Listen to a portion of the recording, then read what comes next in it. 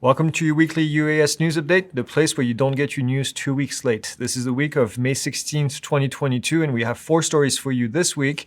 The first one is DJI. It looks like they're coming up with a new drone, which might be a cinewhoop, and I think you might be excited, but there are some details that may not be so exciting. We'll talk about FPL in Florida that plans to fly a giant drone. Also, we'll talk about Fatshark coming up with the new goggles called the Dominator. And then lastly, well, we have a bit of a surprise for this first story, so let's get to it. Welcome to the very first edition of this video series. What I want to do with this is I want to introduce some of the UAS news that happen every week, and on Fridays basically create a video and tell you guys about everything that's new in the drone industry. So I haven't found a name for it, quite frankly. But there's some really exciting changes that happened in the last couple of days. And so I want to talk about those. And there's going to be about 2 or 3 topics every week. And this should be able to help you stay up to date with all the information and all the things that change in the drone industry, which, as you know, changes very quickly.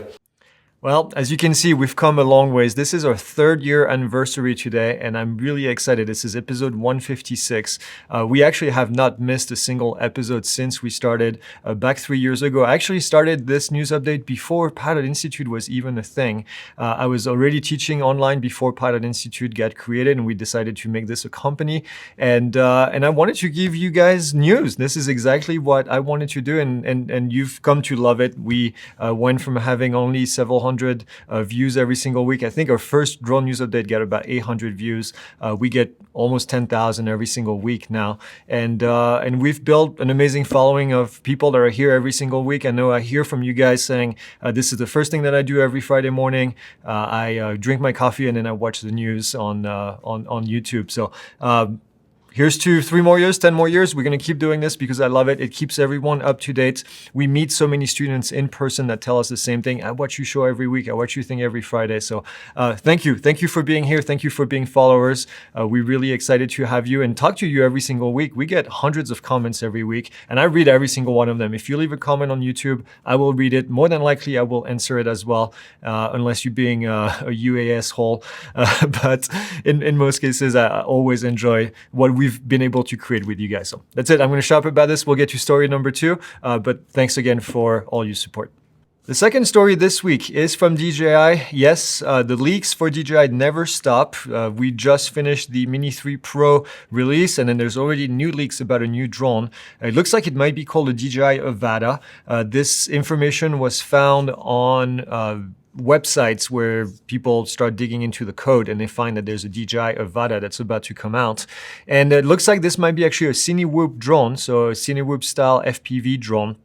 Some of the specs have been leaked, although it is still pretty early, but if this is the actual specs that are going to come out, it is a bit surprising and maybe even disappointing a little.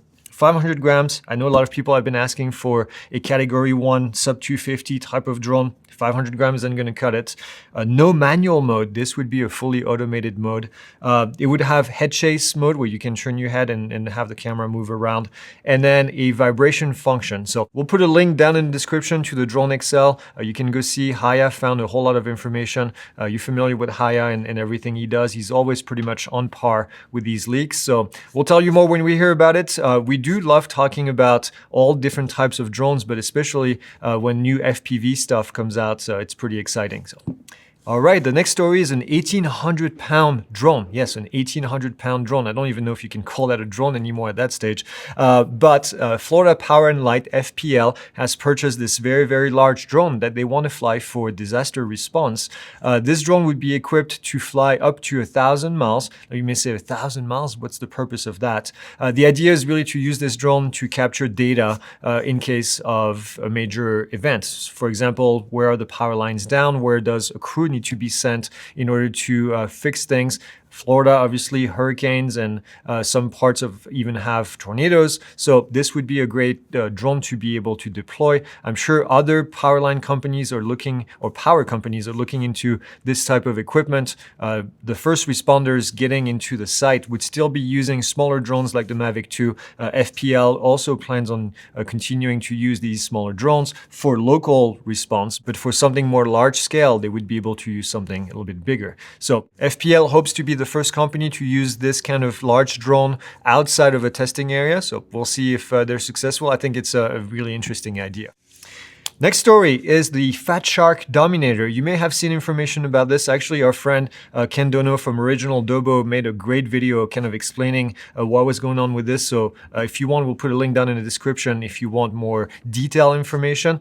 But Fatshark released this new set of FPV goggles. They're promising 1080 video, which would be something somewhat new for them. It appears that they're trying to use the same chipset, the P1 chipset, as the DJI goggles, and that DJI uses on other aircraft such as the Mavic 3 or the RC Pro. There have been rumors that Fatshark is working with DJI, and then the rumors said, well, no, it's not. So we don't really know if this is going to be compatible with DJI, how the goggles are going to compare. The price point is definitely more expensive than what we've seen with DJI, but who knows, if they provide a much better product, then this might be an interesting update and an interesting options for people to use.